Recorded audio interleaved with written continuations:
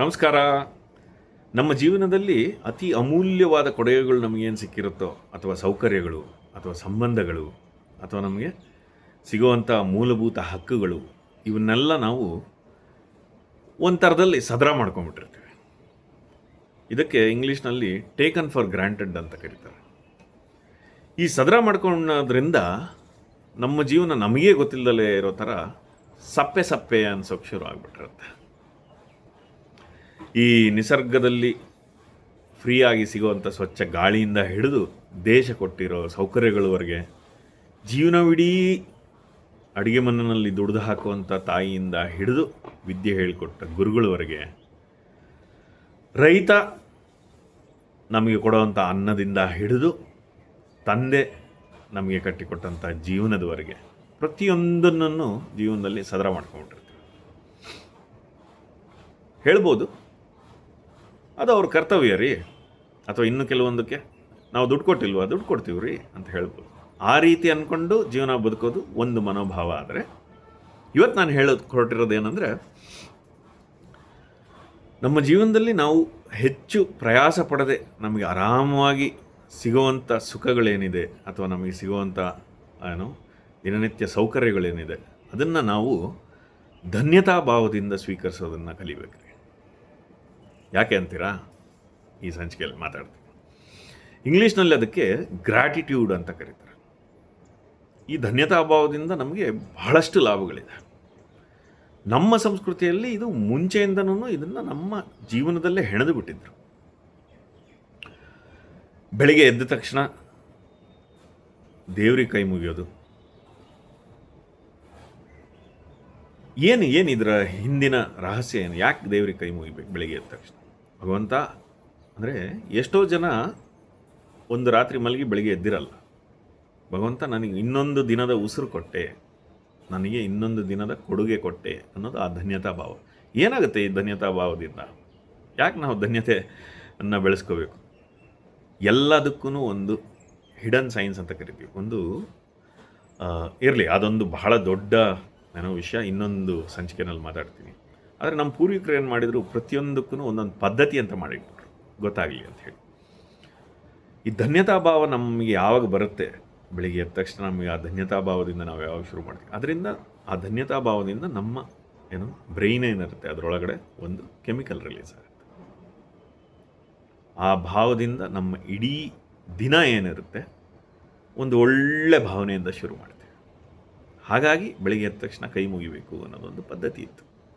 ಇನ್ನೂ ನಾನಾ ವಿವರಣೆಗಳು ಇರ್ಬೋದು, ಇದು ಸರಳವಾದ ವಿವರಣೆ, ಆಯಿತಾ? ಆಮೇಲೆ ಬೆಳಗಿನ ಕಾರ್ಯಗಳನ್ನು ಮುಗಿಸಿದ ಮೇಲೆ ತಂದೆ ತಾಯಿಯರಿಗೆ ನಮಸ್ಕರಿಸ್ತೀನಿ. ಯಾಕೆ? ಧನ್ಯತಾ ಭಾವ. ಅದಾದ ಮೇಲೆ ನಮ್ಮ ಗುರುಗಳಿಗೆ ನಮಸ್ಕರಿಸ್ತೀವಿ. ಯಾಕೆ? ಧನ್ಯತಾ ಭಾವ. ನನಗೆ ವಿದ್ಯೆ ಕೊಡ್ತೀಯಾ, ನನಗೋಸ್ಕರ ಜ್ಞಾನಾರ್ಜನೆಗೋಸ್ಕರ ದುಡಿತೀಯಾ ಗುರುವೇ ಅಂತ ಧನ್ಯತಾ ಭಾವ. ಅಪ್ಪ ಅಮ್ಮನಿಗೆ ನನಗೆ ಜೀವನ ಕೊಡ್ತಾ ಇದ್ದೀರಾ, ನನಗೋಸ್ಕರ ನನ್ನ ಜೀವನವನ್ನು ರೂಪಿಸೋಕ್ಕೋಸ್ಕರ ಕಷ್ಟಪಟ್ಟು ದುಡಿತಾ ಇದ್ದೀರಾ ಅನ್ನೋದಕ್ಕೆ ಧನ್ಯತಾ ಭಾವನ ವ್ಯಕ್ತಪಡಿಸೋ ವಿಧಾನ ಅಷ್ಟೆ. ಅದು ಅದರ ಹಿಂದೆ ಇದ್ದಂಥ ರಹಸ್ಯ. ನಾನು ಇಲ್ಲಿ ಯಾವುದೇ ಧರ್ಮ, ಆಚಾರ, ವಿಚಾರ ಅಥವಾ ಪದ್ಧತಿಗಳ ಬಗ್ಗೆ ಅಥವಾ ಹಿಂಗಿರಬೇಕು ಅನ್ನೋದಕ್ಕೋಸ್ಕರ ಹೇಳ್ತಾ ಇಲ್ಲ. ಏನು ನಮ್ಮವರು ಪೂರ್ವಿಕರು ಎಷ್ಟು ಚೆನ್ನಾಗಿ ಮಾಡಿಟ್ಟಿದ್ರು ಅನ್ನೋದನ್ನು ಹೇಳಕ್ಕೆ ಬಂದೆ.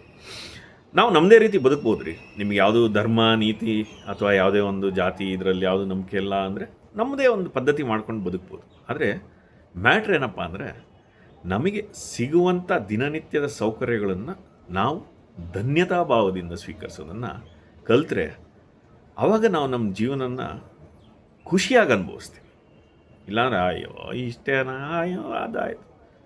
ಯಾರನ್ನಾರು ಕೇಳಿ, ಹೆಂಗಪ್ಪ ಇತ್ತು ನಿನ್ನ ದಿನ ಅಥವಾ ಜೀವನ ಹೆಂಗ? ಅಯ್ಯೋ ಯಾಕೆ ಹೇಳ್ತೀಯಾ ಅಂತ ಆ ರೀತಿನೂ ಬದುಕ್ಬಿಡ್ತಾರೆ ಕೆಲವರು. ಆದರೆ ಈ ಧನ್ಯತಾ ಭಾವ ಬಂದಾಗ ನಮ್ಮ ಜೀವನದಲ್ಲಿರೋ ಚಿಕ್ಕ ಚಿಕ್ಕ ಅಂಶನೂ ನಮಗೆ ಖುಷಿ ಕೊಡೋದಕ್ಕೆ ಶುರು ಮಾಡುತ್ತೆ. ಜೀವನ ಉಲ್ಲಾಸದಾಯಕವಾಗಿರುತ್ತೆ. ಹೆಚ್ಚೇನೂ ಬೇಕಿಲ್ಲ ರೀ. ಬೆಳಿಗ್ಗೆ ಎದ್ದೇಳಿ ಅಡುಗೆ ಮನೆಯಲ್ಲಿ ಒಬ್ಬರು ಕಷ್ಟಪಟ್ಟು ದುಡಿದ್ಬಿಟ್ಟು ತಂದು ನಿಮ್ಮ ತಟ್ಟೆನಲ್ಲಿ ಹಾಕಿ ನಿಮ್ಮ ಎದುರಿಗೆ ತಿನ್ನೋಕ್ಕೆ ಅಂತ ಏನೋ ಕೊಡ್ತಾರಲ್ಲ ನಮಗೋಸ್ಕರ, ಅವ್ರಿಗೊಂದು ಥ್ಯಾಂಕ್ ಯು ಹೇಳ್ರಿ. ಪಾಪ ಕಷ್ಟಪಟ್ಟು ದುಡಿದಿರ್ತಾಳೆ, ತಾಯಿ ಆದವಳು ಅಥವಾ ಹೆಂಡತಿ ಆದವಳು ಅಥವಾ ಮಗಳಾದವಳು ಒಂದಿನ ಕರೆದುಬಿಟ್ಟು ಎದುರಿಗೆ ನಿಲ್ಲಿಸ್ಕೊಂಡು ಥ್ಯಾಂಕ್ ಯು ಅಂತ ಹೇಳಿ, ಧನ್ಯವಾದ ಅಂತ ಹೇಳಿ. ಮೊದಲಿಗೆ ಅವ್ರಿಗೆ ಆಶ್ಚರ್ಯ ಆಗುತ್ತೆ, ಯಾಕೆ ಅಂತಾರೆ. ಹೇಳಿ, ನನಗೋಸ್ಕರ ದಿನ ದುಡಿತೀಯ, ಥ್ಯಾಂಕ್ ಯು ಅಂತ. ನನಗೋಸ್ಕರ ಪ್ರತಿ ದಿನ ಹಗಲು ರಾತ್ರಿ ದುಡಿತೀಯ. ಒಂದು ಅಡುಗೆ ಮಾಡೋದೇನು ಸುಲಭ ಅಲ್ಲಲ್ಲ ಅಲ್ರಿ. ಹಿಂದಿನ ದಿನ ಅವ್ರದ್ದೇ ಆದ ಒಂದು ಪ್ಲ್ಯಾನ್ ಮಾಡಿರಬೇಕು, ಅದಕ್ಕೆ ತರಕಾರಿ ತರಬೇಕು, ಹೆಚ್ಚಬೇಕು, ಮಾಡಬೇಕು, ಏನೇನು ಅವ್ರದ್ದು 108 ಇರುತ್ತೆ ಅಡುಗೆಯ ಸಮಸ್ಯೆ. ಅಡುಗೆ ಮಾಡೋಕ್ಕೆ ಗೊತ್ತಿರೋರಿಗೆ ಮಾತ್ರ ಗೊತ್ತಿರುತ್ತೆ. ಹಾಗೆ ಅಷ್ಟು ದುಡಿಯೋರಿಗೆ ಕರೆದುಬಿಟ್ಟು ಒಂದು ಥ್ಯಾಂಕ್ ಯು ಹೇಳಿ. ಆವಾಗ ಅವ್ರ ಮನಸ್ಸಿನಲ್ಲಿ ಏನನ್ಸುತ್ತೆ ಅಥವಾ ಅವ್ರು ಹೇಗೆ ಬಿಹೇವ್ ಮಾಡ್ತಾರೆ ಅನ್ನೋದು ಒಂಥರ ಆದರೆ, ನಿಮ್ಮ ಮನಸ್ಸಿನಲ್ಲಿ ಏನಾಗುತ್ತೆ ಅನ್ನೋದನ್ನು ಒಂದು ಸಲ ನೀವದು ಮಾಡಿ ನೋಡಿದರೆ ನಿಮಗೆ ಅನುಭವಕ್ಕೆ ಬರುತ್ತೆ. ಹೇಳಕ್ಕೆ ಹೊರಟಿದ್ದಿಷ್ಟೇ, ಸದರವನ್ನು ಧನ್ಯತೆಯಿಂದ ಅದಲು ಬದಲು ಮಾಡೋಣ, ಉತ್ಸಾಹದ ಜೀವನ ನಮ್ದಾಗಿಸ್ಕೊಳ್ಳೋಣ. ಏನಂತೀರ? ಶುಭವಾಗಲಿ.